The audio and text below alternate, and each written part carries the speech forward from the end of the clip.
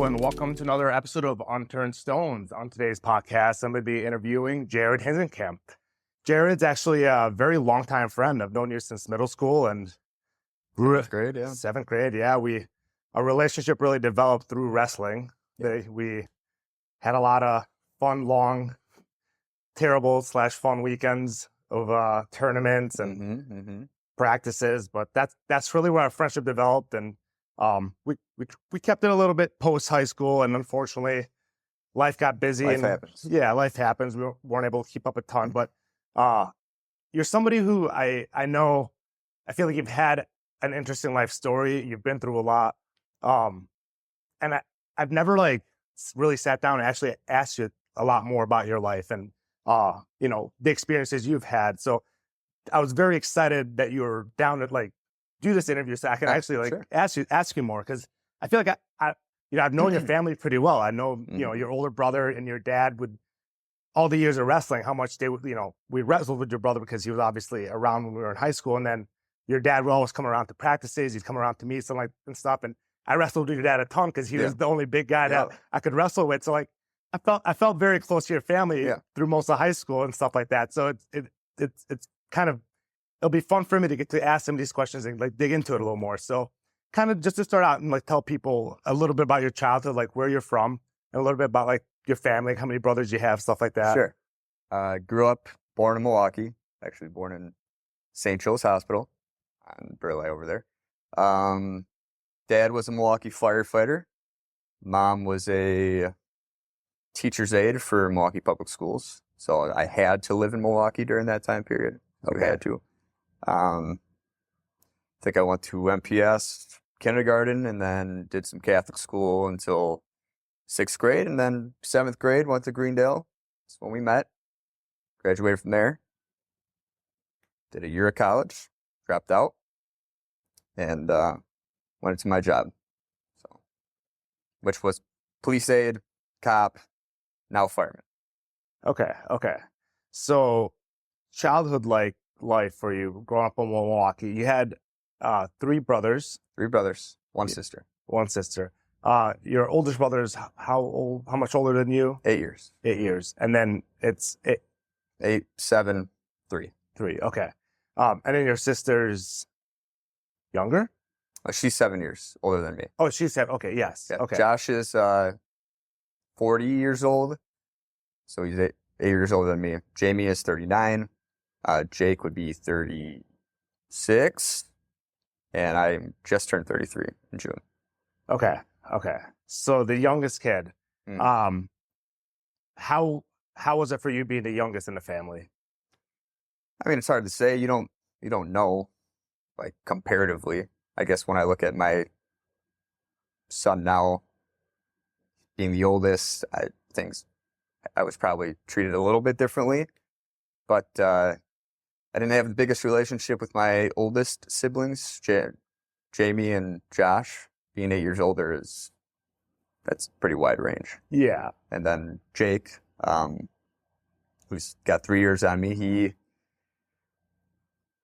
I think we varied as things went on. So early in life, I was the trickle down.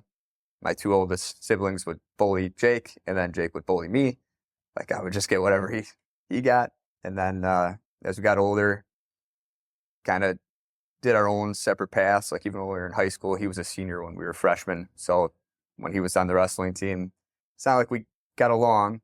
I remember driving to school with him, driving the old Ford Ranger, and we'd play music and sing and rap and do whatever on the way to school, and kind of built a relationship there. But it wasn't until after high school, actually, when I was 19, when you were around partying and stuff, that's when Jake and I really built a connection, and we're close to this day because of that, I think.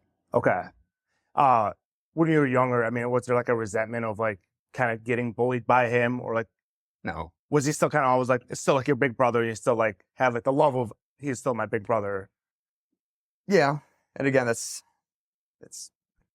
hard to go back that far and remember that at that point. But yeah, he's always been my big brother. I've always looked up to him, all of my siblings for the most part, And now, like you come from a very physical family where like, you guys did a lot. You guys did martial arts a lot. You guys did a lot, like gymnastics too, right? Like a little bit of No. So my dad was a gymnast in high school, Okay.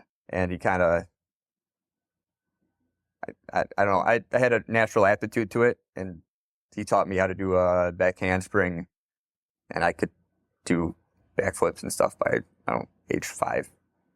Jake's okay at it, and Josh, Jamie don't do it at all. My dad was a professional kickboxer, and we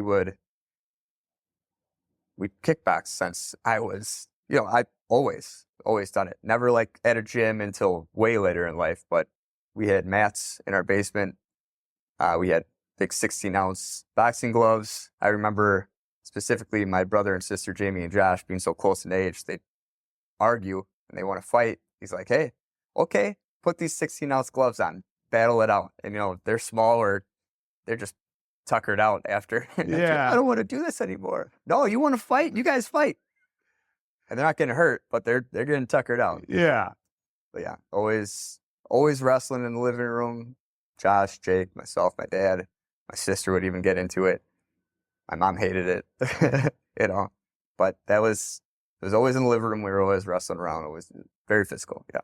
Would you say that was like a big way you guys connected with your dad? Oh, for sure. Like that's how he expressed his love to you guys, is through doing the things he loved with you guys and teaching you those things. And yeah. 100%. And yeah. Okay. So then how would you say you guys connected with your mom? Because what are the things that you guys did that your mom really enjoyed doing? I don't know. I don't think we connected on the same type of level.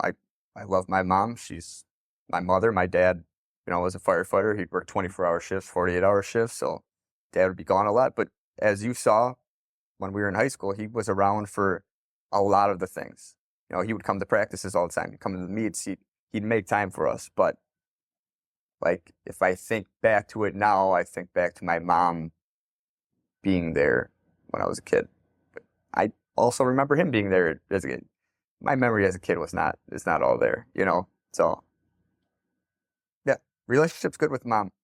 I don't think she had many activities that she did with us on a basic level. If that makes sense. Yeah. Like, dad was the one that did stuff with the kids. Mom kind of like your mom was the support. She was always, I'm sure, there. Obviously, Yeah. Okay. She was a teacher's aide, so she worked. Like when I was in grade school, elementary school, I went to Whittier, which is where my mom was a teacher's aide. Okay. So I remember at a very young age, my mom always being there. If I was bad, they would send me to her in the office, which is probably why I didn't go there for very long. Okay. Did you have a different relationship with your parents than your siblings being the youngest? Did you notice the difference in the relationships? I can't notice it. Okay. Or memory, you don't have memories of things that you noticed. Okay. Not specific things. No. Okay. And we're all such a close knit family now. It's like, you can't even tell. Yeah. Yeah. We all still hang out. We just did a Milwaukee Fire family camp out. It's my 33rd year going. It's the 55th year that we've done it. We actually ran it. We being myself, Jake, and Josh, because we're all Milwaukee firefighters. Yeah. Jamie is also a Milwaukee firefighter. Oh, I don't know if I actually realized that. Okay. Yeah. So my dad was a Milwaukee firefighter. We're all did the camp out, and my parents were there. Josh, Jake, Jamie, myself, all of our families, McGinnis's, because McGinnis's are my cousins. Yeah. Dustin, who his dad was also a Milwaukee firefighter. So we've grown up in the fire department our entire lives. That is really such a beautiful thing. Yeah. And the older I've gotten, the more I realize how much I go back to especially recently with the fact that I have a kid coming in September, how much my brain is. I know that. Congratulations. Yeah. Okay. I don't know. Yeah. So I have a kid coming in September, and with that, how much I've started to lean into wanting to be closer to my family, be closer to my dad, be closer to my mom and stuff like that. Because me and my parents just I see them every couple weeks. We go do a Sunday dinner with them every once in a while. But we don't do a ton of close stuff together. Yeah. And not because we're not close. We're just, our family has never been overly actively like done stuff. And now that like I'm older, I see the importance of that. So like, when I hear that, like that really is a beautiful thing that you guys are really also so close and so connected, because it's really easy to see like how families do drift away when kids just kind of move away and they do different jobs. And you know, it's cool then how much you guys have like this legacy within the fire department that you guys are all like keeping and, you know, being a part of. Yeah. My generation is the 4th generation in the Milwaukee Fire Department. I'm the 10th firefighter on Milwaukee. So is there like hope your son then will be a firefighter? I'm not going to push him to it. It wasn't like an idea of mine to begin with. It just kind of happens, and it turns out it's in our blood. It takes a certain guy to have that kind of job. I mean, and you know, I just became a firefighter. Yeah. So. Yeah. And because prior to that, you were a cop for how many years, I guess, then? That was... police aide for 2, and then a cop for 10. So 12 years on the Milwaukee Police Department. Okay. And were you in the same district the entire time, or did you like transfer within districts? Nope. I started as a police aide at Communications, which is at District 3 on 49th and North. Moved to the academy for a few months, which is on Teutonia, 6680 North Teutonia. So out there by like Good Hope Road. And then got moved to District 2 to do booking as a police aide. So this is still 1920, early 21. District 2 is on Lincoln. Yep. Okay. Yeah. Down on the east side there. And then Police Academy, which is 6-month long. Graduated that, went to District 5 on 4th and Locust, 53206 area code. Big one if you know. Moved to Street Crimes, which is a specialty unit dealing with what they had us doing back then was they'd take an entire group of officers, the TEU, which is the Tactical Enforcement Unit, the SWAT team, motorcycles, street crimes, and it was Chief Flynn's idea at the time was all high crime areas. So the busiest, I don't want to say worst, but the worst areas in Milwaukee, he would just flood cops to that area in an attempt to disperse any sort of active crime that would be. We'd make as many stops as possible, traffic stops. I was on a bike a lot during that time, like a bicycle with 6 other people and ride around, kind of just a presence thing, right? Yeah. So I did that for 4 years. Went to District 1 after Morales disbanded the street crimes unit. And then I was on TU for the last 3 years of my career. So the SWAT team. Okay. So then what made you make the switch then to go to firefighter? Well, I had a son at 21 in the police academy, as you know, with a woman that I knew for about 2 weeks. Didn't talk to her for an entire month and got a phone call saying that she was pregnant. It's mine, probably mine. Went back to the academy, cried in roll call, but I didn't see him. Being a cop and having a kid is tough. So, and granted, I was late shift and midnight to 8 a lot of the time, 7 p.m. to 3 a.m. a lot of the time. When my son was first born, I was 7 p.m. to 3 a.m. My kid's mom went back to work right away, as we needed to at the time. And she would get up for work at 6, leave for work by 7.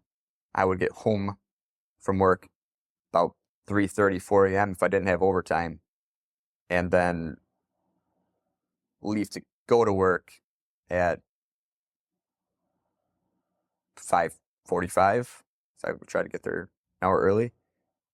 So that gave me about 2 hours a day of sleep, because I'd come home 3:30, go to bed by 4, she'd wake up for work by 6, sleep by 7, so about 3 hours, and then she wouldn't come back home from work until 4-ish, 4:30 probably, and I would leave for work at 5:45. So Wow. that was a tough time during that. And then when I was on late shift, midnight to 8, I had to pick up my son from daycare at 4 p.m. no matter what. I get off work at 8 a.m., try to sleep the entire time, but if I had overtime, which is a lot, District 5 is the busiest district, so I get overtime maybe till noon, and then take a nap and go. So I felt like when I was home, even with him, bag of dicks. I sleep deprived. I specifically remember locking us in his room, me laying down and him playing and like playing all around me. And that's not what I wanted for him at all. If I talk to my kid's mom now, who we have a icy relationship, rocky relationship, right? She tells people, well, you just weren't there. I'm like, well, I was working. Well, you weren't there though. Like it's hard, right? I was supporting the family. She stopped working for a time, and then she became a real estate agent where she wasn't making money for a time. I was doing the things, and to come back and that was hard for me. So that was a long story for a short answer. I now met my wife in 2018. It was always, we'll circle back a little bit.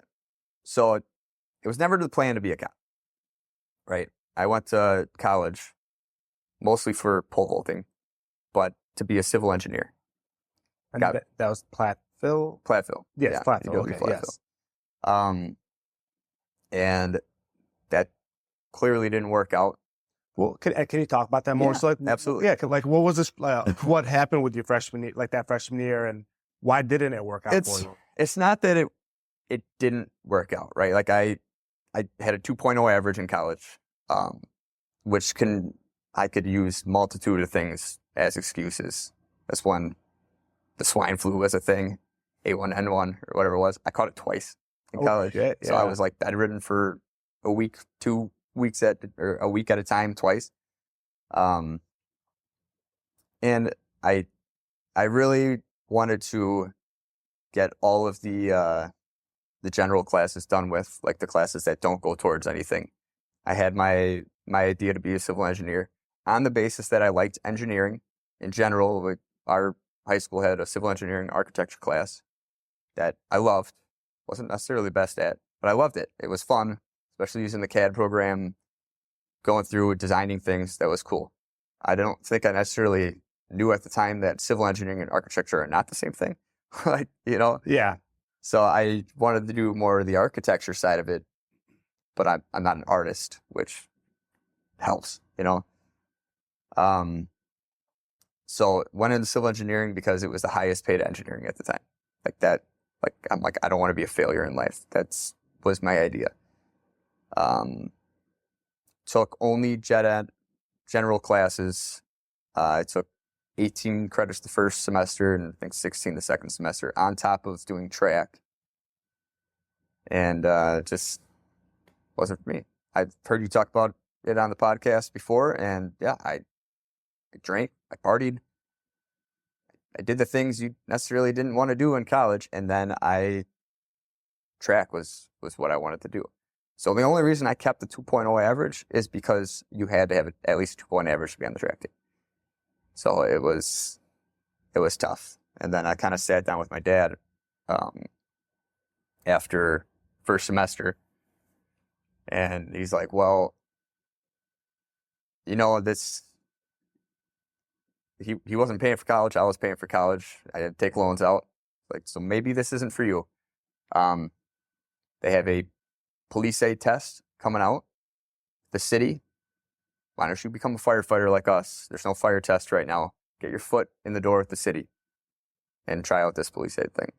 I kind of half-assed took the test. I didn't even put in my whatever paperwork says that you live in the city, you get extra points. Didn't even put it in. Switched my major to criminal justice after that, which actually gave me a little more interest because taking the classes, I was like, oh, this is actually a little more interesting than I... For like the second semester? Yeah, for the second semester. Okay. A little more interested in it because that wasn't even a thought in my life, ever. And then ended up somehow getting hired for the process, which is crazy because they take 30 police aides at the time, and this is 2010 is when I started, and I was ranked 147, which means that people had to fail background tests and deny it and do other things to not get picked for me to get picked. So it's weird. Yeah. Like I get what you're saying. That's a lot of people from 147 to get you down into the 30. Yeah. So things kind of just fell in place. Like, all right, that's maybe it's meant to be. And college, I'm assuming, you accepted the idea to want to go to college. It's not like your parents didn't push you to go to college, or did they like suggest for you to go to college? No, they never did. But Okay. You remember we graduated the same year. That was a societal acceptable thing. Oh, yeah. That's what you did. Very much pushed on us. Greendale was proud of having us college ready out of high school. Yep. Yeah. Yeah.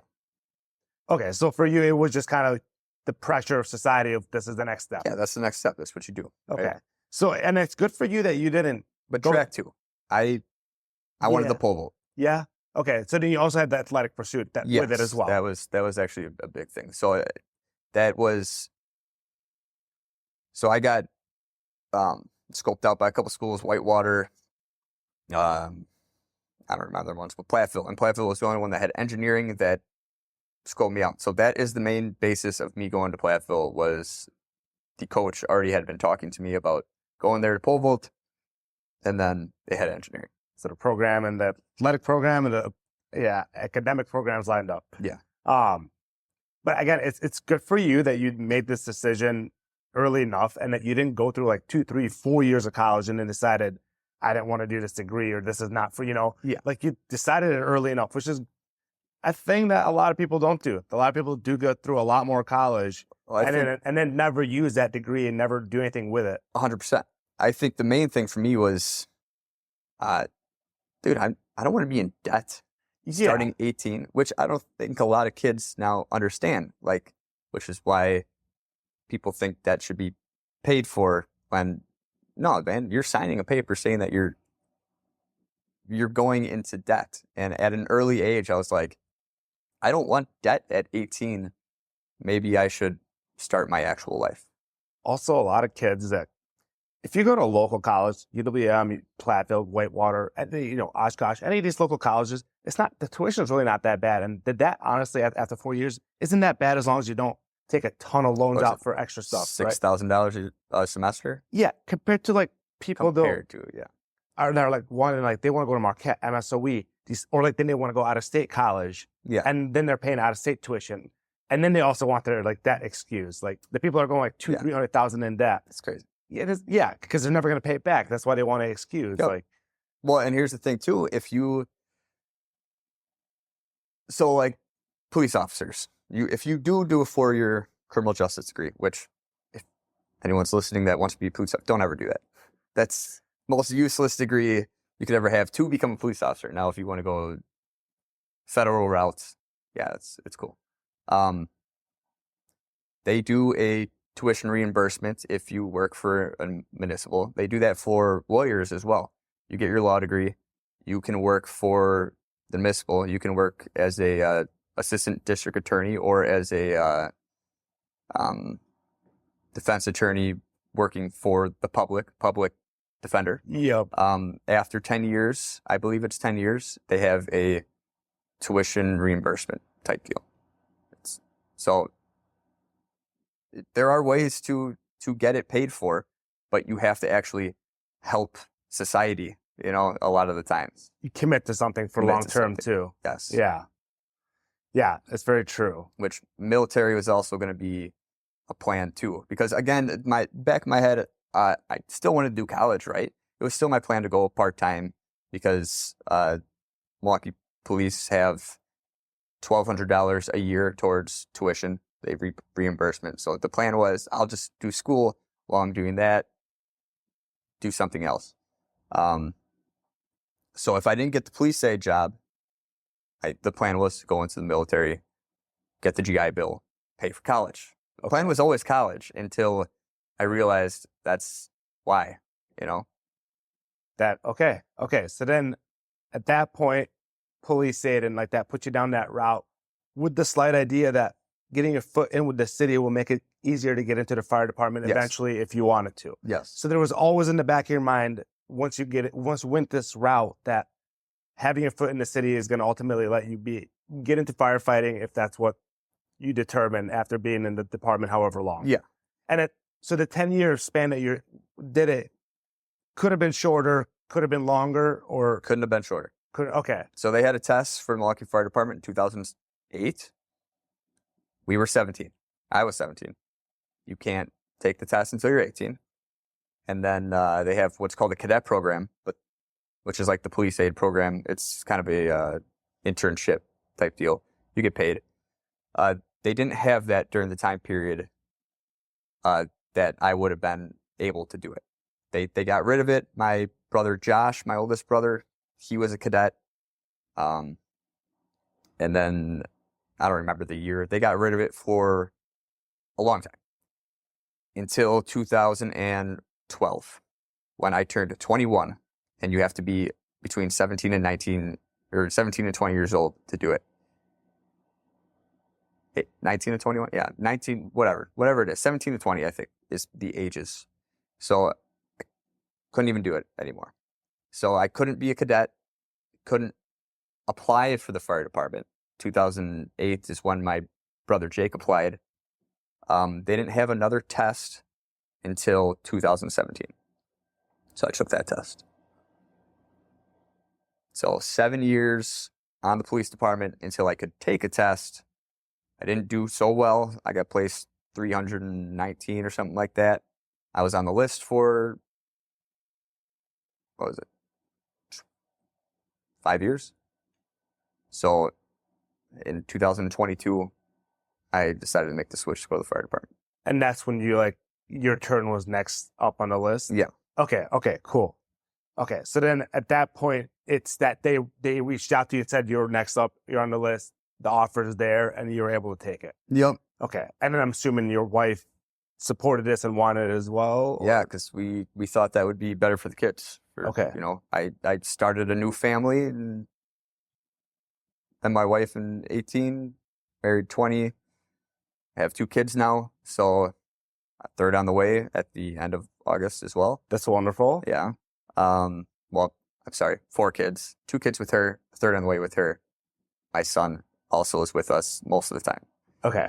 And before we get into her, I do want to backtrack because I want to then yeah, we're all over the place in timelines. Because what I'd like to then get into is what it was like for you more on the finding out that you had a kid coming, being 21. Yeah, it was terrible. Yeah, I mean, I imagine it was very hard for you. It probably felt like you were about to lose freedom. It felt like, things that you weren't anticipating or prepared for at that time. Not even a little bit. Yeah. So can you talk more about that? And yeah, I mean, I was a 21-year-old full of piss and vinegar, best shape of my life, on top of the world, getting into a good career where I was going to have money and be able to do whatever I wanted to, right? And then my world ended for a little while until I realized it's a great thing. I was a cocky little fucker coming out of the police academy, coming into the police academy, and I think having a kid was probably the best thing for me in life. It matured me a lot. Now having a kid with somebody that you don't know and being forced into living with them because she didn't have insurance at the time, and Wisconsin had the domestic partnership clause back then, which was a way to get around gay marriage. Gay couples can live together and have the same tax benefits or similar tax benefits. So you guys were able to employ that without having to legally get married. Yes, we took advantage of that so she could get on my insurance, and we never got married. And I didn't plan on getting married. We were together for my son. It was very clear early on we were together for my son. In fact, we started living together. We weren't even dating. And then it was very hard because you have a woman with your child living at home. We had to share a bedroom because we could only afford a two-bedroom duplex at the time. And my other room was for my son. So shared a bedroom. I tried to go out with friends while she's pregnant. Come back, would you talk to any girls? Oh, maybe. You know what? If we were dating, would you not be like this? Like, if I said it was just you always, would things change? Like, so we did that, dated, still never saw eye to eye, on our parenting styles, which we honestly still don't, but we make things work probably better than most co-parents, I would think. And my wife is a saint with that as well. My kid's mom and I butt heads pretty good. My wife is the middleman, which she hates. I know she hates it. She's fucking saint. But so yeah, going back, wasn't easy, man. I don't know. First 5 years of his life, again, I wasn't there a lot, butting heads with mom, trying to go through couples therapy, knew it wasn't working. If she had her own insurance, would you guys have moved in? I don't think so. Okay, and then I kind of got forced into it by my mom and my sister at the time. Like, you need to do this because she needs the insurance. Yes. You need to. Okay. Yes. But otherwise, if she had her own insurance, you guys didn't have to live together. Would the whole situation have been more bearable? I think so. Okay. Yeah. Because your concern wasn't that the kid woke up every day and saw mommy and daddy right there. It was that she needed medical care at the time. Yeah. Yeah. Okay. I mean, as long as we're both doing our parts to parent my son, that's all that matters. To have him be an acceptable member of society is all I think every parent should want their kids to be, right? Like, yeah. a productive member to give something back to not only the community but to the world. Like, yeah. That's what I want my son to be, and my daughters. And that's really all that mattered. So the first 5 years were kind of like we're trying to force two same magnets together, and we're getting pushed apart, right? So after we finally broke up, we had a financial issue that was actually the best thing that ever happened. It split us up. I had to sell my house. I got $30,000 in debt. I pretty much sold my house, wrote a check for $30,000 to all the credit cards and all the things, and cleared it up. So I literally started a new page, a new life. Zero debt, single, had my son, moved in with my cousin. She was separate, could take care of herself now. She was separate. She became very successful with her real estate. She actually owns her own real estate, I don't want to say business, like, yeah, it's like a sub business within the real estate. Yeah. And she's very successful with that. She's actually doing her own podcast and stuff now. So yeah, we're two separate people sharing a son and both living life, so it's super cool. When I or my wife need help, hey, we're going to be out of town. Are you going to be in town to take Logan? That's my son's name. Yeah, absolutely. She'll call and say, hey, I have to show a house. You guys around? Yeah, absolutely. Like, we never went to court. There's no child support. There's nothing like that. It's we work together to make it work. That's why I say, like, I think we're the best co-parenting that I've seen in the world of split families, at least. Like, we're a team. We work together to make things work. And again, we butt heads a lot, but we make it work really well. Yeah, like you keep it cordial, and at the end of the day, everybody's amicable about everything. Yes. Yeah. Yes. Hey, he's got a doctor's bill. We're splitting it. Stuff like that. Like, that's everything split down the middle.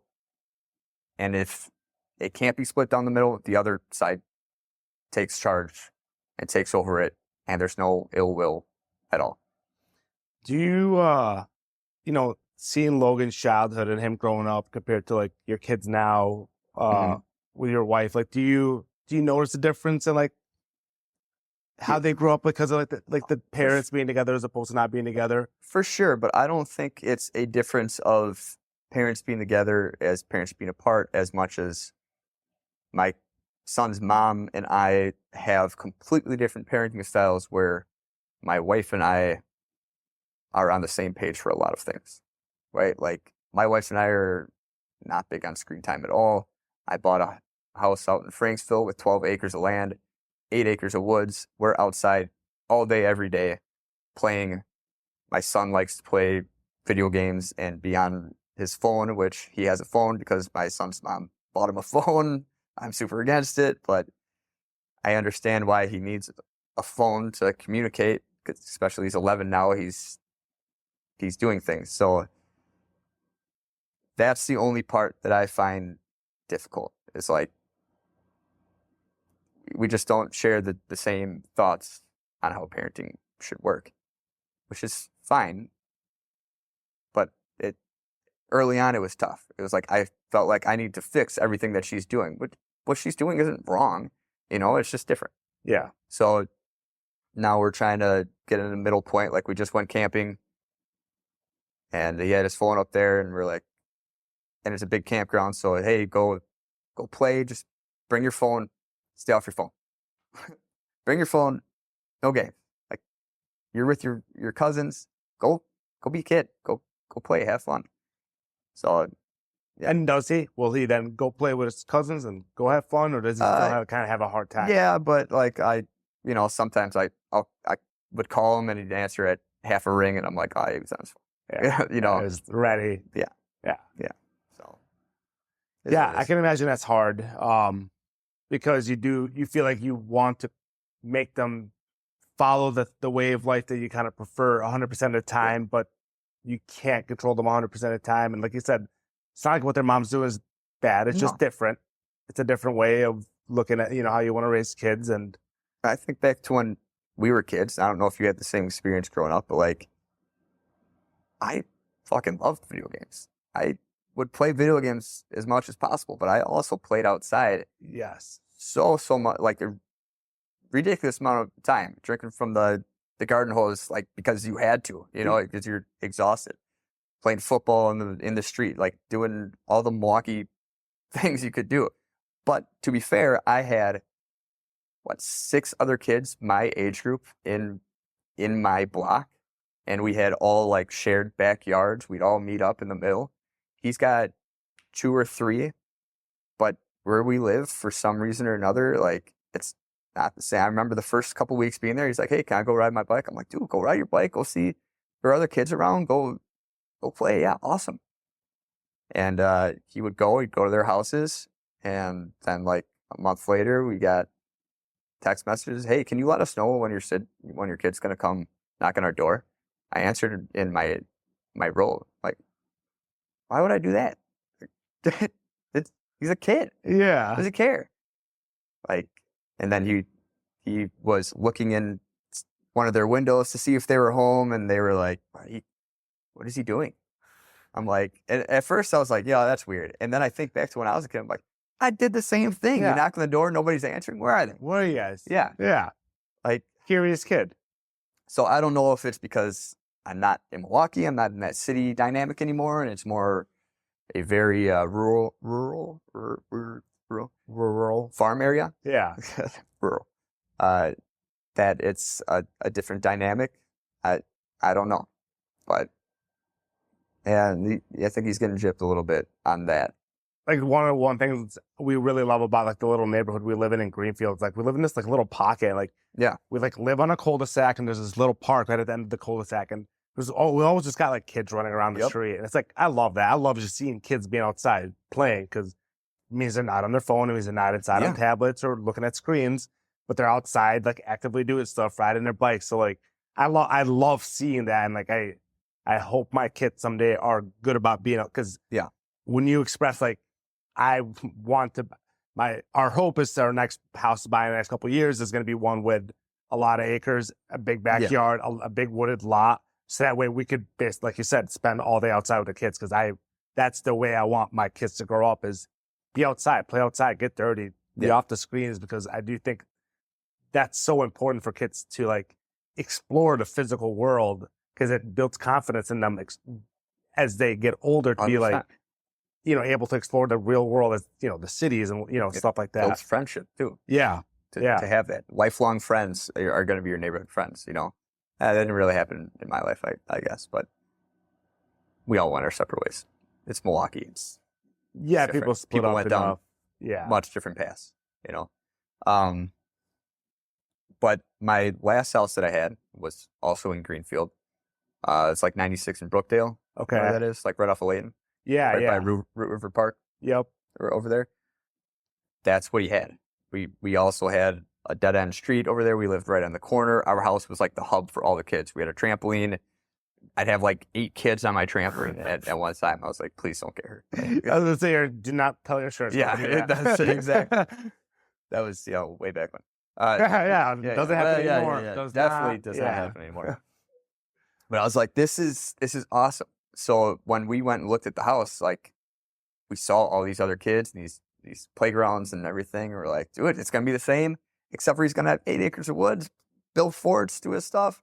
Like when I was a kid, lived in Milwaukee, they had a very small amount of woods that was next to the train tracks for like a sound barrier. Myself, my cousin Dustin, and Brandon, both of them, we play in there all day, every day, build forts, built little trails with my buddy who was good with BMX and motocross and stuff, built ramps and stuff, and I'd have my Rhino mountain bike and going up the ramps and stuff, broke my bike every year doing that. Like, that was my childhood, and I want so bad to make him me, and I understand he's not me, and I think that's the hardest part as being a parent. It's like, dude, we have 8 acres of woods, go build a fort. Well, can you do it with me? Sure. Yeah, sure. And I did it one time ever with him. I built a fort. He did nothing. Like, he was just twirling his thumbs, like literally didn't even play in the woods. It was just like he was just sitting there, and I'm building a fort. I'm like, nah, man, I don't know. That stuff. Like, you can tell he just doesn't want to be there. And I know I'm really bad at trying to force him to do things like that. It's something I need to work on, and I have been working on as a dad for sure. But I mean, it's hard because you really want them to.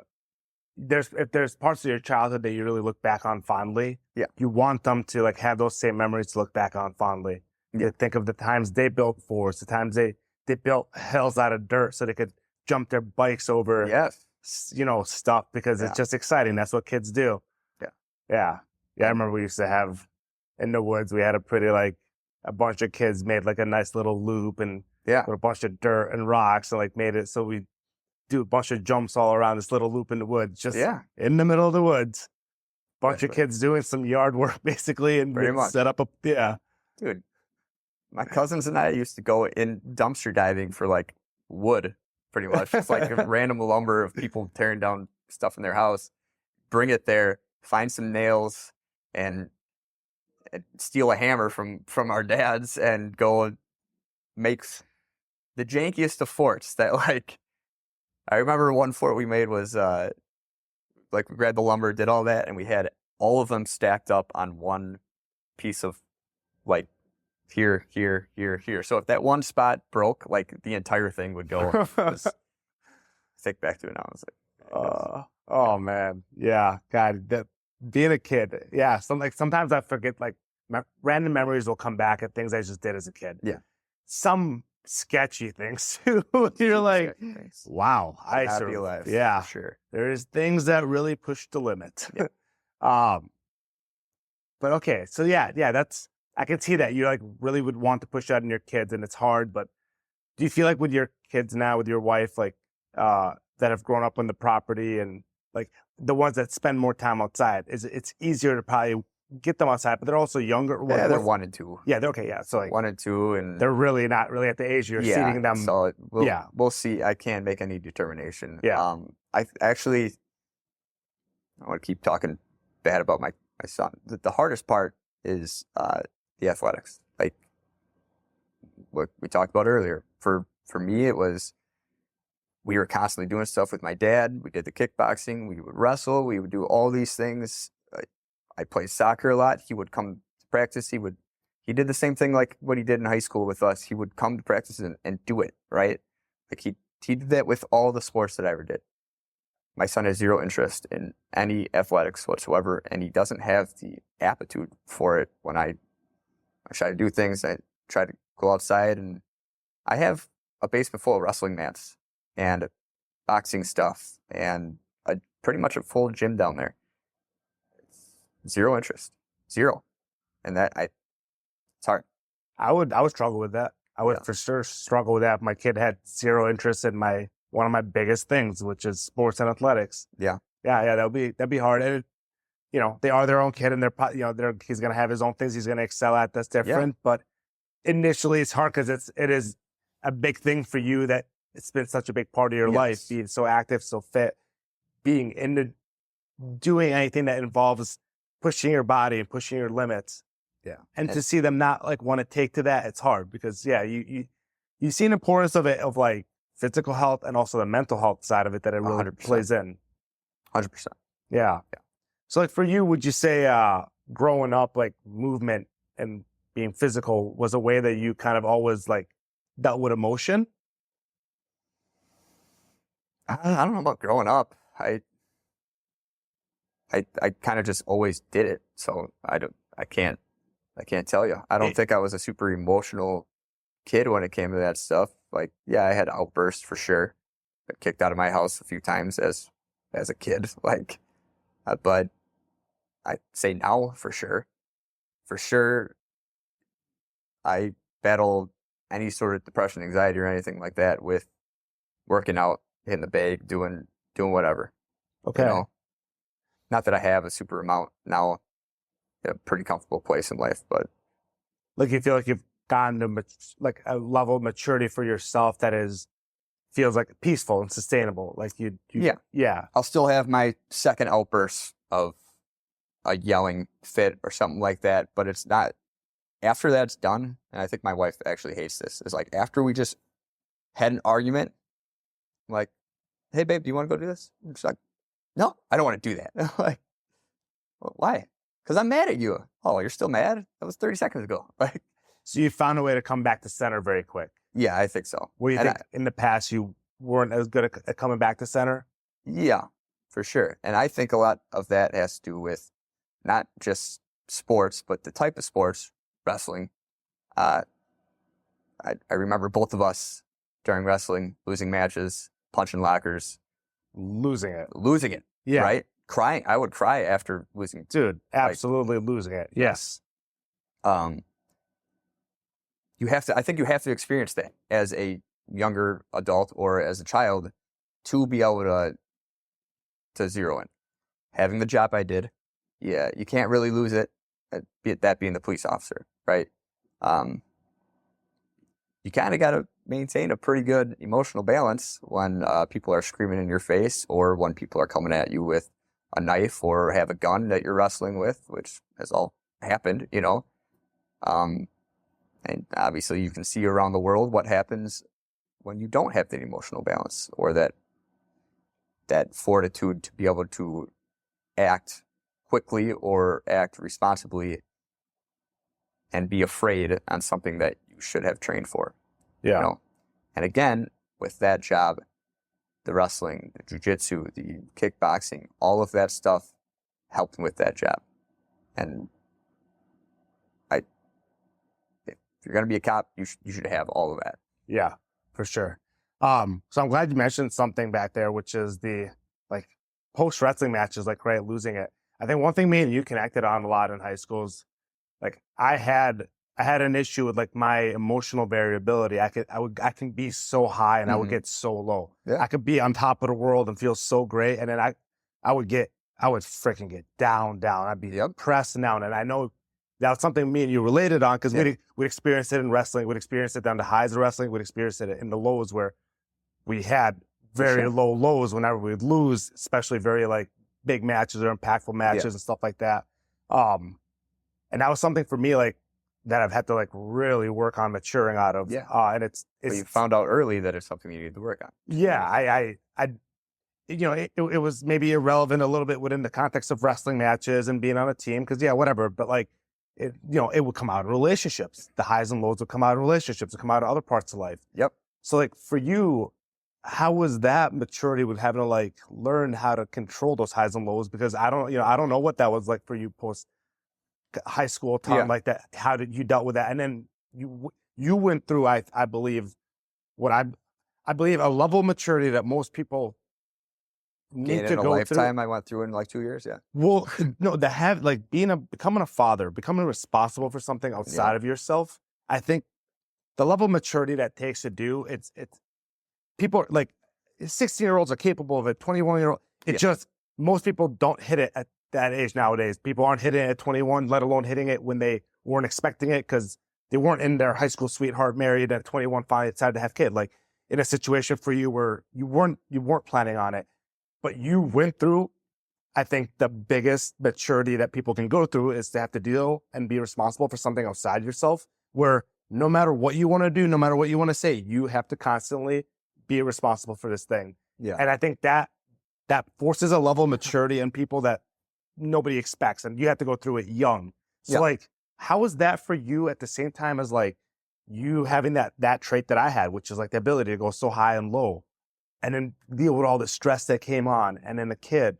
I don't know. It's hard to go back and think of how it worked out. I remember very specifically my son's mom being pregnant, going to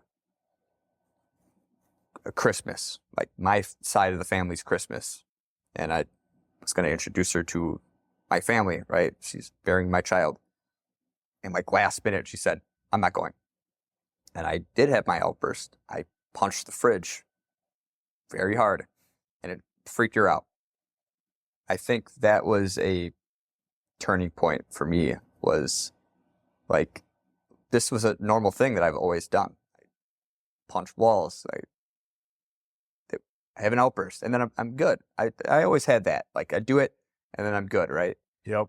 But to see her scared like that was like, and I was like, it's not a big deal. I hit the fridge, whatever. That brought on a little maturity. Just that one specific moment of, one, I'm going to be having a kid. Am I going to scare my kid if I do that? Like, I didn't like it. So internally doing things or just taking it away from my family, I think was a big marker of it. So even the outbursts, which I didn't think were a big deal at the time, I'd go in the garage. I had a gym in the garage at the time, and I'd go lift or I'd go hit the bag or do stuff like that.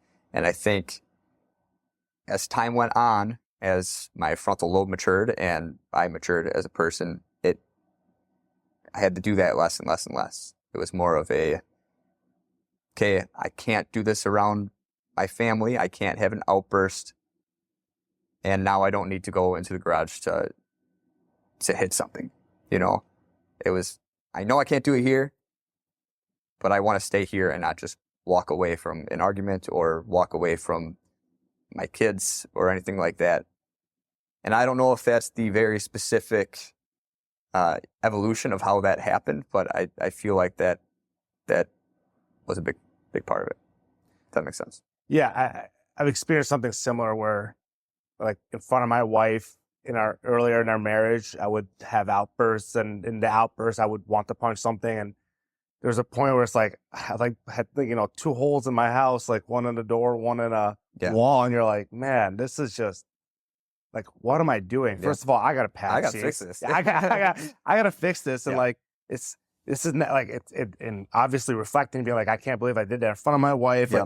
Like it's not like something she needs to see. It's not something like, it's not a behavior I need to be acting It's not out. who I want to be. You know? Yeah, and like, let alone if I don't want my kid to sometimes see that, like, someday in the future, see me act like this and then do it themselves because they saw their dad do it, or something like that too. So like, yeah, it's like a stark realization of like, that is not the way to deal with that anger. Yeah. I have to like breathe it out instead, or I have to like resolve it mentally instead of physically, because that physically feels like the easiest way, but it just comes with guilt and like regret right after. Yeah. And I think a big thing with that is realizing like, most things are not world ending or life changing or even going to change your day or your week. If something does change your day, it's not going to change your week, right? Like you had plans, those plans are over now. Big whoop. Yeah. Get over it. I personally think. And then it's especially because most of the time it's something that truly, will you be upset about this in a year? No. Nope. Exactly. In a week, maybe, but realistically, no. But a year, you're definitely not. So like, is it something you can change? No, don't be mad about it. Yeah. That too. Do you feel like through like managing any of those flows, did you ever have to like fight depression, where like depression was there and like weighing you down on a daily basis, like making it hard to do things, making it hard to have any kind of positive outlook? No, and that's hard to say. Again, I had depression a lot as a kid, I think, but I grew up with ADHD. Parents put me on medication. I think it ruined my chemical balance within my brain. It was just the wrong kind of medication. I have ADHD now. I'm back on medication after not being on it for 10 or so years. I'm on Adderall, and I fucking love it. I feel focused. I feel like I can do things. And my entire cop career, I was never on it. And I actually went back to school to get my EMT, and went back on it for that, and kind of just stayed on it. Okay. So I think I had a chemical imbalance as a kid, maybe high school, even into, for a lot of the part. I can blame any specific thing I want to, I guess. I don't know what the actual reason was, but I was more angry, more depressed. Never really had to deal with anxiety. But again, I count that back to wrestling and high adrenaline activities that I did my entire life. So that's all anxiety is, right? It's an adrenaline. It's your brain's way of dealing with things. In animals, anxiety is only adrenaline. It only works when you're being chased by a predator or something like that. With us, where I have a high stress issue where you should be hunting or getting hunted for these same cortisol levels to be rising, but you're just sitting in a chair worrying about something that doesn't need to be worried about. And some people do, because I mean, like they say, like the difference between having that anxiety is whether or not you look at that as like nervous energy or excitement energy. Yeah. And if you look at it as excitement energy, then it's literally just a reframe in your mind. You're like, yeah, I'm just feeling my body just giving me some excitement, instead of like, fuck, I'm nervous and this feeling is hard, like, and shitty. So it really is just a reframe. One thing that I even recall doing as in the police academy was trying to control my adrenaline. Before a lift, you psych yourself up. You're giving yourself that adrenaline boost so that you can get a good lift. You were a power lifter. Yep. You do the smelling salts. You get that's all to up your adrenaline, to get you jacked up, blood flow, everything that you would do again in the animal kingdom to hunt. You're now going for the hunt. You spike everything up to do it. But I would also work on. I actually talked to my brother about this recently, is because he's a firefighter as well, going in high stress situations, is being mentally aware that it's happening. Being aware that you can feel the anxiety coming on, or the stress hormones, or everything like that, and then going, I'm in control. Everything's going to be okay. Because at the end of the day, it's in your head, right? Yeah. So getting shot at as a cop happened one time, actually, where a guy pulled out a gun. I saw the gun, took cover, heard shots. being in fires. It doesn't get to me. I have a job to do. I think with wrestling, kickboxing, jiu-jitsu, all of that kind of stuff, adrenaline's cool, right? In wrestling, adrenaline's super cool. You get tired real quick. So I always thought, bring the adrenaline down, think more on what you're doing. You have a job to do, type deal. I think that has just gone with me throughout life. So I feel something going on, be aware that it's happening, change it. So you find that nowadays you have a lot more control of not letting that adrenaline get too high, so that you're not wearing yourself out by just being in a very high strung state. Instead, you find that you're controlling that adrenaline from surging. Yep. You feel it come up, you gain awareness, and then you use just that awareness in the moment to remain calm and not let breaths, calm yourself down. It's always going to be there. It's always, you can feel it still, but you can definitely control it. Lower your heart rate. Breathing exercises. Is this something that like they will ask you or like have you trained for as a firefighter? Because it seems like it'd be a very crucial skill for all firefighters to have to be able to calm themselves with their breath. Because obviously that's like a meditation in a sense, you know. Because do you do you practice or do any meditation at all? Not in the like formal sense of it. Okay, I suppose. But like that, you know, that's what that sounds like to me. You know, the idea that you're stopping, you're using breath to gain awareness, and through that awareness, you can control your body from spiking and getting into a very high, like sympathetic state. You can stay in a more parasympathetic state, and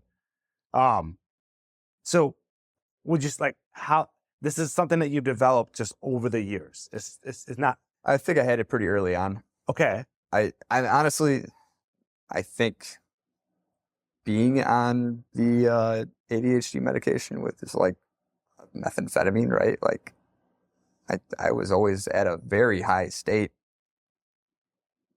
as it was, so I would have to bring myself down for a lot of things. I don't know, but I think wrestling was probably the start of it. Like I don't need to have my fight or flight going on right now. How about you just think about how you can get out of this position instead of trying to muscle through or doing whatever, you know? Yep. I think jiu-jitsu is actually better for that because it's slower. You can actually work on getting out of things. Hey, he's got me in this. What do I have to do in this position to get out of what I need to do? I think that's pretty big. Yeah, it forces you to kind of stop and pause. Otherwise, you're just like, you're rolling too fast. If you're rolling too fast, you're not really thinking. You're just instinctually kind of moving. It gets real sloppy. So you're kind of forced to have to like take a breath. Otherwise, you don't know, like you're not going to accomplish much. Yeah. Yeah. And you have the ability to kind of slow down because you're not worried about being on your back and getting pinned. Yeah. You know? I mean, that helps. Yeah. Yeah. Wrestling's a little fucking sporadic. Yeah, you have to go. You have to go. Yeah. Okay, so now tell me about meeting your wife. How old were you when you guys met? I was 26, she was 22. Okay. And so now so it's been 7 years then with her? 6. 6. Oh, you're 33. 2018 we met. Yeah, whatever. Math. Yeah. Okay. I'm cop and a firefighter. So then tell me more about that. Like you guys meeting and it seemed like was she the girl? Like you knew right away with her? Sure. So Tinder. Okay. Yeah. I went into it as a single dad, right? I went back into the world as a single dad. I wanted a wife. I played around, pretty much fucked out and found out, you know, fucked around and found out. Didn't go the way I wanted it to. It didn't choose my mate. I wanted to choose someone. I wanted to have a wife. However way I could. I like the right person, obviously. So yeah, met my wife. She had just graduated, became a nurse. She was a nurse at St. Luke's at the time. She was living downtown in the Modern on 3rd and Juneau over there, that big high rise that's down there. So literally downtown. I was a cop downtown at the time at District 1, which is hard, actually, because when we were talking, after about a month of talking, I was like, hey, you want to be exclusive? She said no. She's like, no, I'm not actually looking for a real relationship right now. I plan on doing 2 years nursing, and then I want to travel nurse, and I want to go around the country and end up down south and meet a cowboy, like, it's like, okay. And I liked her a lot right away.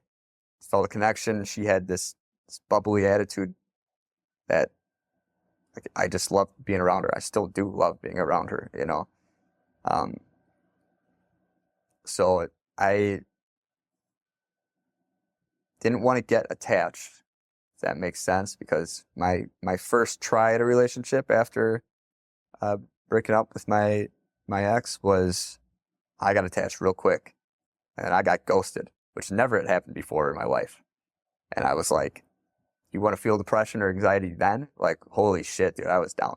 Yeah, I can imagine. I was like, and I felt like a class 3 clinger, dude. Like, I've never been like that. But I thought, oh, this is going to be the one, right? And then clearly was not. So I'm like, I'm never doing that again. She doesn't want to be in a relationship. Cool. I still like her. I like hanging out with her, but I'm gonna go be a single dude. So I did. I didn't get super attached at first, and then, like, I knew I loved this girl, right? Like, after a couple months, maybe less. And but I was like, I'm not getting fucking attached. So I would see other girls during the same time, still talking to her, like, hey, you want to be exclusive? No, I don't want to. And then we literally hung out at somebody's birthday party. I don't know, something like that. Or the day before my cousin's birthday party, we were hanging out, laying on the couch. She's like, you treat all your girlfriends like this? I'm like, I don't know. Are you my girlfriend? She's like, yeah, I guess I am. And then the next day we said, I love you. Like, that's so, like, we both tried to not, well, I was trying to get her, but she was trying to push away, and then we fell in love. And then she pretty much moved in right then. She was still paying rent at her place, but all of her stuff was by me. And then when I bought a house, which I feel like, I don't remember the actual timeline. I feel like it was like within 6 months, she moved in with me. She was still paying rent, but, like, she was living with me, right? I rebuilt the house pretty much. I flipped it, but while living in it, and she was there the entire time. So yeah, and then I tried to ask her to marry me within probably 8 months, and then she found out that I was gonna ask her because we were gonna go to Mexico for her birthday, and we were talking. I already bought a ring. I talked to her best friend, like, what kind of ring, blah, blah, blah, all that kind of stuff. And then we had, like, just a random conversation. I was working downtown. She came by. We had lunch at the park when I was working. And she's like, yeah, I'm just not ready to have a ring on my finger. And, like, I don't remember what the rest of the conversation was. Those were the only words I heard, Yeah, you're, like, zoning in on that. So then I was acting weird. We were, like, laying in bed or something, and I was just acting weird and somehow talking about that kind of stuff. I'm like, you really don't want to, you're not ready for that? No, I don't think we're ready for that. And I'm like, oh, I was just staring at the fan. She was talking to me. And she's like, what? It's not like you were going to propose. I just looked at her like that, looked away. She's like, oh, God. So I was like, what? I would have said yes. Like, that's not what I meant. Like, I didn't think we were ready financially. Like, blah, blah, blah. You know, years now, she says after, she's like, I didn't know you had already bought a ring. Like, we were flipping this house. I was saying we're not ready financially to plan a wedding, to do all this stuff. All that jazz. Yeah, so I made her sweat for a while because I already had the ring. I'm like, well, I'm not proposing to you in Mexico now. Like, maybe I'll propose in 3 years. Who knows? Like, I ended up writing her a song, playing it in the guitar during the most random time, like a terrible time. My son was like singing some other song in the other room. My dog was barking at a squirrel, and I'm embarrassingly singing this song that I wrote for her, and then get on one knee, and she's like, wait, now? I'm like, yeah. So, yeah. And the rest is history. Yeah, and the rest is history. That's great. So now you guys have 2 kids, a 1 and a 2-year-old, and a third on the way together. And then my 11-year-old. Yeah. Who she is mom to. And now you said 2 daughters, and then is it 1 on the way? Do you guys Another daughter. A third daughter? All right. All right. How is being a dad to do 2 daughters after being a dad to a little boy? I don't know. I fucking love it. I mean, I imagine little girls. I want another son, like, so they're all in the same age group, and my wife's genetics, and with my wife being just us raising them and stuff like that. But I mean, I can't. I'm sad when I find out, and then when I know them, it's awesome. I love my girls so much. Yeah, I can imagine. Yeah. Does your wife like pregnancy? No. Okay. She hates it. I mean, she like, this time at least, this is the worst one for sure. Okay. Yeah. Sure. Yeah. Back is killing her constantly. She's nauseous all the time. Yeah. Yeah, my wife's not loved that process too much. I'm sure. No. And but we don't have to go through that, right? No. We just support. Just supportive. Just that's all I can do, be supportive. But so with your wife and marrying her and taking on a responsibility where you finally felt like you had somebody in your life that a partner you wanted to be with, and how was that changed for you mentally? Like, did you feel like was there any sense of like settling for you? Like your mind settling down in any sense? Like that, like you're off the table, you're not single anymore, and now you have somebody that you are invested in fully invested in spending the rest of your life with, as opposed to just any type of transient relationships that might have happened, or ones that like you weren't ever too sure about. You had your lady right now, and how has that changed for you? I don't know. I love life. I don't know how to explain. I was only technically single for like 4 months before I met her. Yeah. Like that whole time frame happened that quick. I was so ready to be not with my kid's mom, and if she ever watches this, I'm sorry, but she knows we weren't meant to be, right? So when we split up, I think I downloaded Tinder that day. Like, mentally, I was not in that relationship for a long time. I remember thinking, I was so unhappy. I remember thinking, I'm just going to be that dad that comes home from work, grabs a bourbon, goes in the basement, and does my own thing. And that's it. Like, yeah, I'll hang out with my kid, but if I'm never just going to get married, but if my significant other was there, like, we're going to have 2 separate lives. I was content on that, because at the time I was scared of what the split was going to be. I was scared of just, again, I was 21 when it happened. I was paying my brother $400 in rent, a check.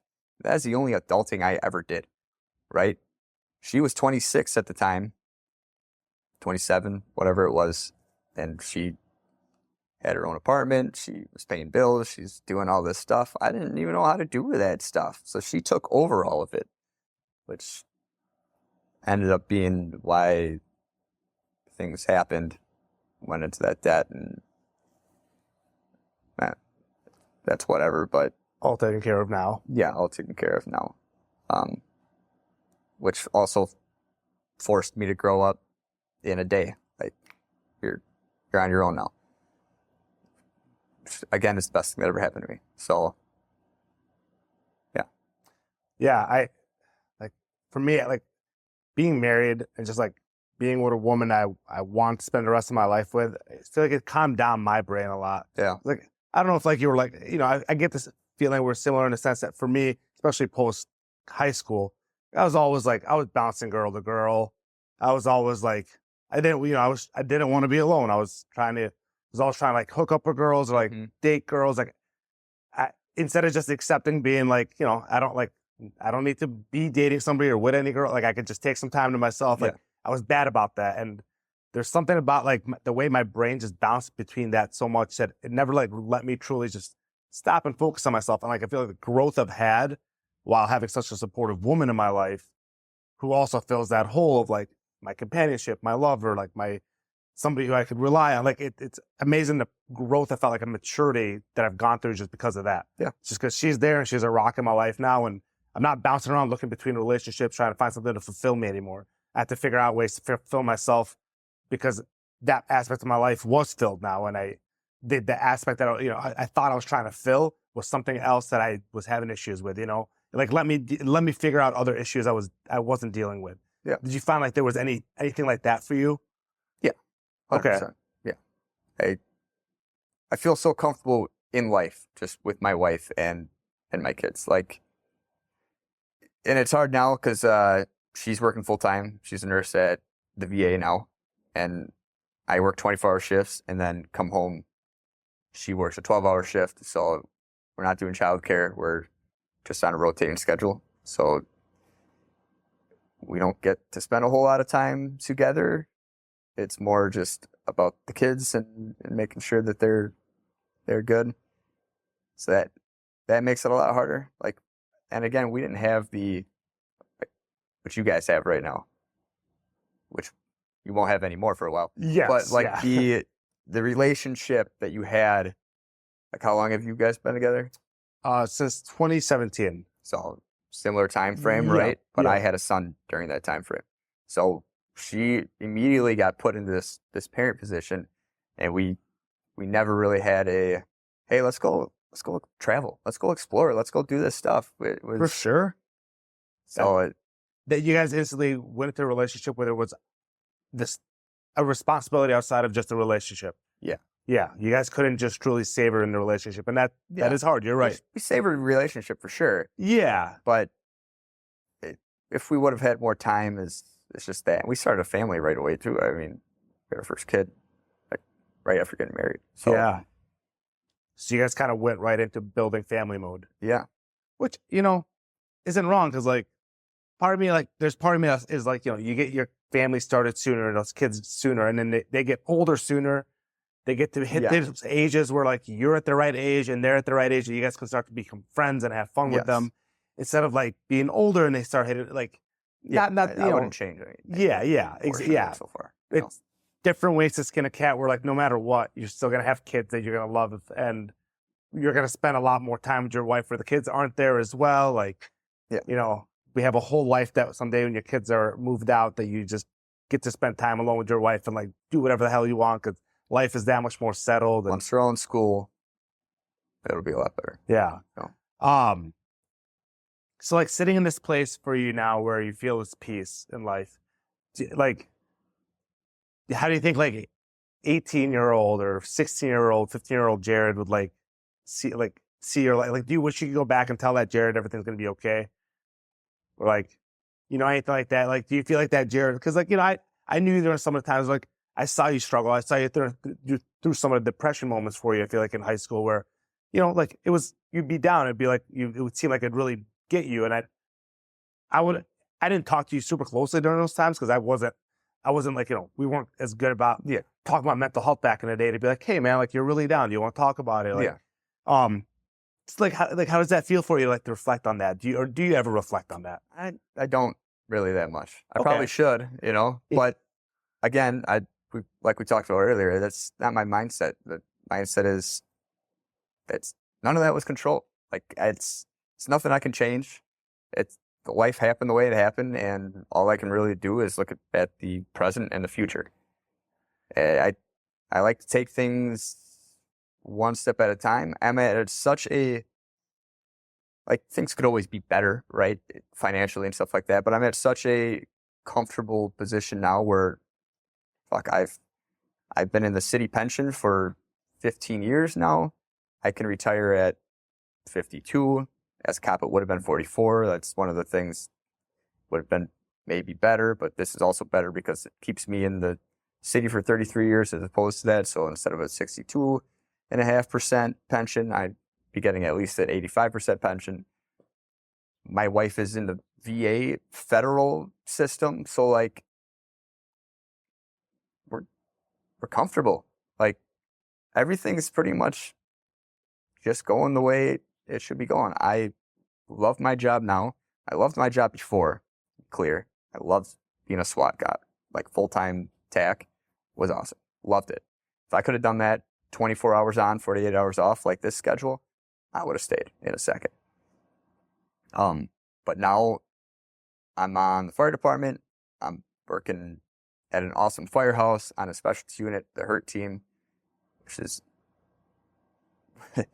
which is like, I've learned so much more outside work skills being a firefighter on the HURT team than in the 2 years that I've been a firefighter than the entire time being a cop. Like I learned how to be a cop, you know, I can shoot really well. I can do a lot of cool tactics. Room clearing I'm pretty good at. That's all I learned how to do. Some skills with tools and stuff just because you had to use them for specific things on there. But like now through the HURT team, we have technical rope training. So tying knots, rappelling, doing all that kind of stuff. I've built things in my backyard just from 550 cord swings and just random stuff just from that skill. The structural collapse, those skills. I had my garage start collapsing on me from the heavy snow last year, and I jacked it up and built a system, so now it's good. Like building a treehouse right now, just from that kind of like those are skills I just didn't have, and now it's. So I think that also has just changed things. That being said, both my brothers are in the same firehouse as me on the HURT team. So Jake is a lieutenant and Josh has 20 years on and he's been there for 12 or 8 or whatever, 10. So, and as we said before, I've always looked up to them as my older brothers, as my older siblings. And now I look up to them as my senior firefighter and my boss, pretty much. Yeah. So super cool dynamic. We don't work the same shift because there's not rules, but it's like, in a sense, if you, they don't want all family members working on the same rig because if you all die, then it's worse on the mom. Like that's like, yeah, that's like the thought of it. Like, yeah. Oh, if one of them dies, it's cool. But if all of them were to die, that's it's not the news they want to deliver. Yeah. Yeah. So I think that's, it's built my family life a lot more being on the fire department for sure. And like the brotherhood that like, there's your literal brothers that you have. And my sister, and just at a different firehouse. So, but they're like cousin. The rest of the guys in the firehouse, I'm sure you're very close. Yeah. With. Like 100%. You guys are a very close-knit brotherhood. We live with each other 1/3 of the time. Yeah. You know? So you guys know each other. You guys spend a lot of time with each other. And I think, so many, when it comes to like this entire podcast is about men's mental health. Yeah. And it's funny because I feel like you could basically solve just about 90% of men's mental health problems in the world, including, issues with men killing themselves and like the high suicide rate in men. If more men were in like situations where they're just around like men more often, like they were like in a brotherhood. Yeah. It's just unfortunate because we don't live in a life where like that is a natural part for us anymore, or like we have communities the way we used to. Everybody's so segregated. Everybody works in their own offices, separate or away, or like even if you're working in an office, I mean, I think even working in an office full of people like socialize a little bit, and like that's great for people. But compared to the brotherhood that you have, like when you do something like what you do, because there's an inherent like we depend on each other. Yeah, we need to rely and trust each other. So we can't just be coworkers. Yeah. We are brothers, and we have to do this. And I think that's so massive for feeling like you're part of something and you're part of this brotherhood of man. The literally the shooting the shit, the horsing around with guys like that, like that's mentally like relieving. That like helps Oh, for relieve sure. stress. It feels For good. sure. It gives you like a high level of satisfaction in life. And I think a lot of people are missing that. And I think it's really cool that you have that. And then you get to have that with family. Yeah. And like that's such a beautiful thing. It's like such a cool thing that like you guys get to experience that because it lets your family still stay very close. And I'm sure your kids are close with your brother's kids and stuff like Oh, that 100%. too. Yeah. Like you can't beat that. I mean, from the kids' perspective, for them to grow up in a family like that, for them to see family be close like that, like we're losing that nowadays. I feel like the family structure, the family unit is like one of the things we're like losing in America. Yeah, I'm sure. And anytime I see it still happening, I'm such like a proponent of it. Let's see. I feel like I had one last question from there. Would you compare like the Brotherhood of firefighting compared to the Brotherhood of being a cop? Any difference there? Especially because the different shift hours that you're spending, like you said, spending a third of your time with us. So in the cop dynamic, you have a partner a lot of times, and you're with that partner 8 hours a day or more, and you're literally in a squad car with them. You do everything with them. I think that the Brotherhood there is probably stronger, honestly. Directly with that person. Directly with that person. Again, on the SWAT team, on Tactical Enforcement Unit, that's also another stronger family dynamic because you're working as a team for everything. We do search warrants. We'd be 8 people doing a search warrant. You're all stuck in a van on the way to it. You're fucking around the entire time. And then it was always funny. Like you're smoking, you're joking, you're doing all the things. And then you get a half a block away from the house. The driver calls out. You're halfway from the house. You turn on your camera. As soon as that camera goes on, it's business. Like you literally just from A to B. So yeah, and that's another thing too. I think being in the jump out van was like, you can't get closer than that. Like you're all just fucking with each other in the best way possible, right? Yeah. It's like when I got on the fire department, because there's a lot of that too. There's a lot of the fucking around with each other, especially your cub year. You're not, it's a weird dynamic. But people are always joking with you, joking at you. Like, they're like, dude, you can't even touch me. You have no idea what I dealt with over there. Like, you think that's going to get me? Not somebody who's had some experience. Yeah. Like Yeah. it probably works on somebody fresh into. Yeah. Fresh into life, you know? Yeah. And again, those are all the hazing that goes on there is in the best possible way. Like, it's fun. That's what makes it fun. If that makes sense. It does. It does. So, okay. So it sounds like generally speaking, like you don't really spend much time reflecting on mental health, but part of that is because you're generally very positively looking at life now. You're also in a good place in life that you're in a positive mindset. So you don't find yourself needing to think about things concerning mental health because you're not having active problems come up, or if anything's happening, it's things that you're able to deal with and you're dealing with them very quickly. They're not sitting around and festering and whatever. So even with all that, I guess you still notice mental health come up at all within your profession, within like other guys talking about it? Do you find that it gets brought up often or maybe not even often, but when it gets brought up, taken seriously, do others take it seriously? Yeah. Well, we just had a member kill himself a year or 2 ago. Okay. I don't know particulars, but he was from my now firehouse, very close to my brothers. My one brother was, again, his senior firefighter, and my other brother was his boss. So none of them saw it coming. He was the nicest dude in the world. Like, he was the happiest dude in the world, and you just don't know. So it's hard for me to even comment on. Yeah. You know? Did the firehouse like try to do something? Did they try to like put in, like, have somebody talk to you guys about it? Did they try to like? So it's hard, right? We're a close-knit family unit, and I don't want to necessarily speak for their experiences or anything like that, but a lot of them, and again, I may be talking out of turn because it's not me, it seems like a lot of them felt betrayed in the sense of like, we're all here for you. We've always been here for you. And so it's hard. Yeah, it's hard. Like why name, why did he reach out? Why did he talk to any of us about this? And like, why didn't we see anything? But they, like, it seems like they all went back in their heads and they're like, there was nothing to see. Like, yeah, he was going through a divorce, but he was still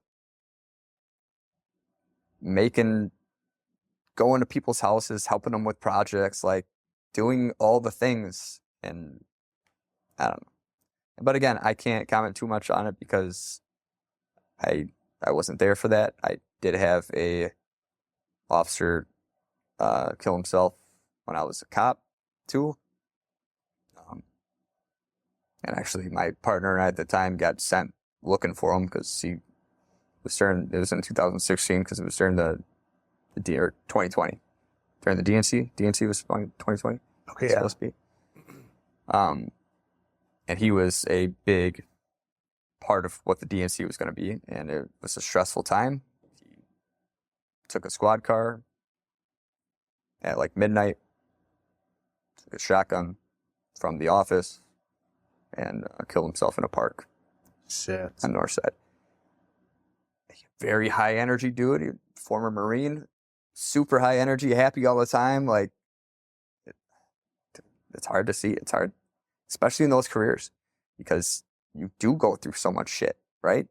Yeah. And again, I'm lucky in the sense that, like, I've seen some things so far, nothing has gotten to me. I don't lose sleep over any of the stuff. I've been to some gruesome things,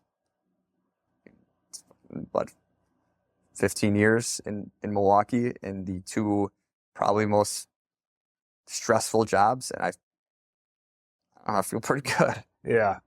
I don't want to say, oh, I'm stronger than other men. I don't think that at all. I think that my brain is just wired in a certain way that, and I don't know if it's something that you can learn or if it's just, hey, I'm 4th generation Milwaukee firefighter. Maybe somehow genetically it got wired in there. I don't think that's necessarily true, but like I don't know, because I talk to my brothers too, and they're the same way.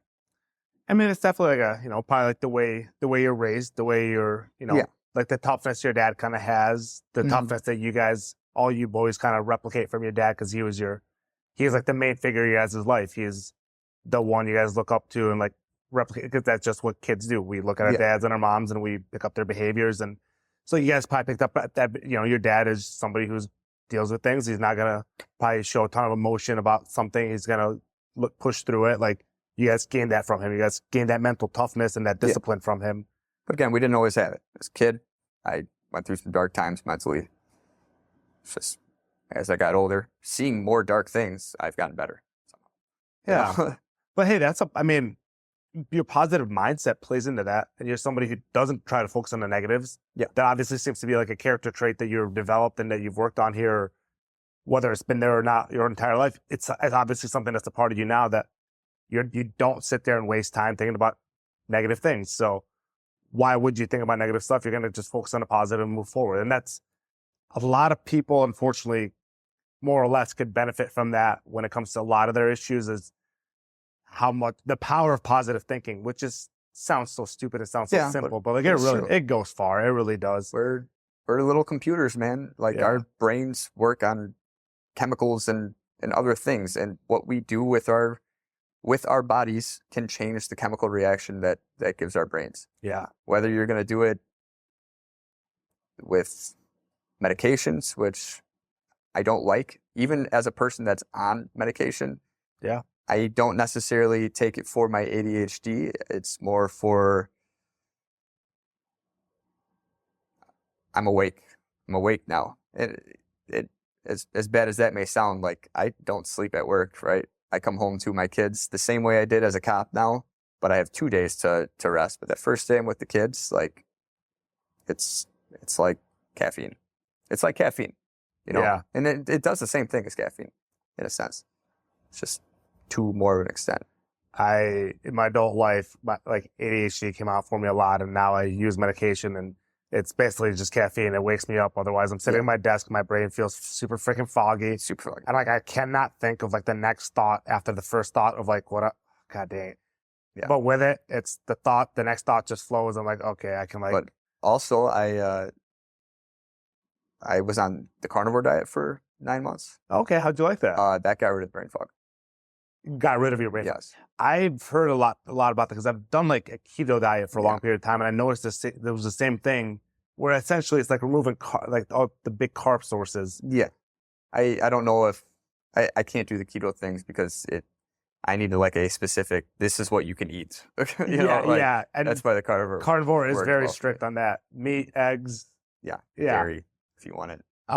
So you like that? You felt like it really helped with your brain fog and just very focused. It's hard in the firehouse because people cook delicious meals, and I bring in my own food. I would still pay for the day for the meals, and I'd pick at whatever I can eat. But bringing in extra food, cooking every meal, that's hard, But I do think that, and as a mental state, like, oh my God, dude, that was so much better. I've been interested, but yeah, definitely it's how sustainable it is. Like, even if I could sustain it for a month or two, I feel like it'd be very hard to sustain multiple months. Lots of salts. That was big, because I've tried it before. I always cramped up and stuff, but my brother Josh been doing it for 5-6 years now. Wow. Yeah. I'm assuming and he's super strict. Stays lean with it. Like, I'm sure he stays real lean. Keeps his muscle mass pretty well too. Yeah. And he's 40 years old. And he's a sleepless elite too, because he makes fun of me all the time. Why are you tired all the time?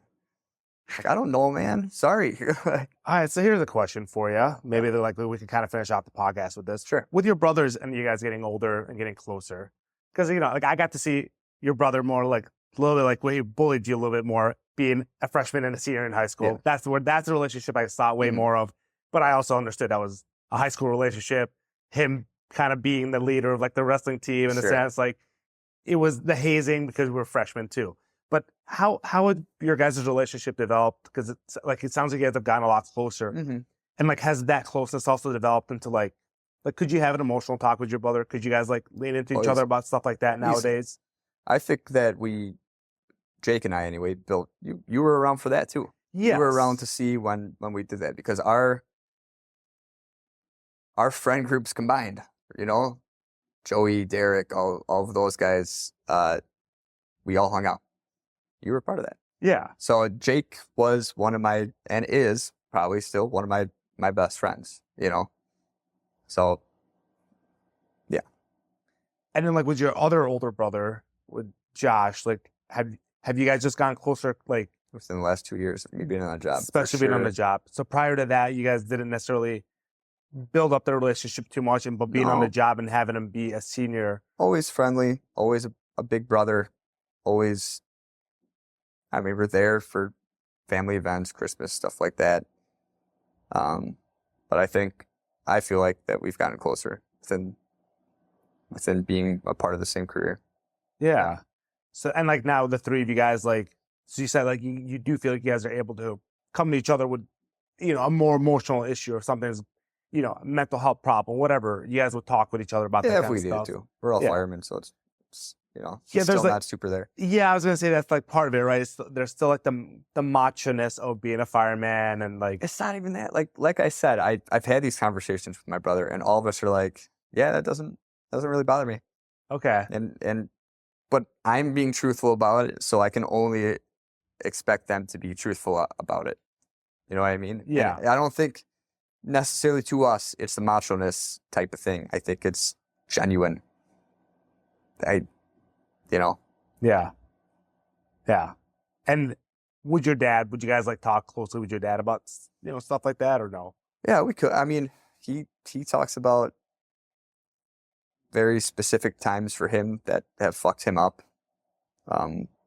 He was a lieutenant at a fire where he should have went back in, but a chief said, no, building is clear, everybody out, and a kid ended up dying. And he still talks about that to his day, that fucked him up, because he's like, I should have just said, no, we're going in. But it wasn't his decision. Yeah. So like stuff like that, something that's controlled, I think I've been lucky so far in life too, that nothing as far as my job related stuff has been like, man, I could have saved that kid and I didn't get a chance to. Where you have to like live with a regret that would, Yeah. eat at you. I could see that being what fucks me up. But like, I do a search now, I find a dead body, it's like, oh, well, there was no chance, you know, like, it's not going to bother me. I go to a shooting scene, a kid even is shot. Like, I had no part in that. There's nothing I could have done. Like, I'm going to do everything to save him. I'm going to do everything I can. But the will of the world just happened, right? Yeah, you accept that there's chaos to this world, and if you react to every bit of chaos that's happening, you're going to be You left. won't make it out. Yeah, you're going to be emotionally drained by the end of it. Yeah. Even doing CPR and somebody passing away during that, it's like, yes, could you have changed one specific thing and maybe they would be alive but brain dead? Like it's super hard in that aspect. Like, you would have to really fuck something up. I would have to really fuck something up to be like, I could have saved him. Yeah. Yeah. And that, again, just hasn't happened yet. Talk to me in 20 years when I retire, and we can go back and circle that. But it's still, it's good that you still have a positive mindset of looking at this as, yeah, you can only change the world and affect so much. You can only do your job, and the more you can let stuff like that affect you, the more you're not going to be able to do your job as well in the end, and maybe not help somebody else that you could have helped, you know, and then take that pain back to your family. You don't want to be doing that. You want to be able to go back to your family and not be carrying the burden of the things you just saw or had to experience, because you want to be a happy dad and be a happy husband when you come home, I'm sure, every day. But that carrying those burdens would just feel unnecessary. Yeah. Yeah. 100%. Yeah. Well, thank you so much today for coming and telling me your story and answering some questions here. It's cool to hear about like the growth that you've gone through in like the last 10 years, where I feel like I haven't caught up with you as much. Like I want to like hear more about what it was like for you to meet Kimberly and kind of like some of that process for you. And I want the same thing to hear about all your life stories. Yeah. You just talked about me for 2 hours. I would like to, you know. Hey, well, another time. Let's plan a time to hang out too, and then let's get a drink. Let's get something to eat, whatever. Let's get together and we can talk about my life and what some of the changes I've been through in the last 10 years too. I love hell yeah. Well, thank you guys for tuning in for another podcast. It's been a few months since I posted the last one, so it's been a little bit busy. As I kind of actually just mentioned earlier in this podcast to Jared, that I got a baby coming in September, so life and brain was just a little preoccupied with a lot of other stuff and was a little bit bad about planning, but more podcasts will be coming soon. So if you guys like this and enjoy it, please like and subscribe. Otherwise, thank you and have a great rest of your day.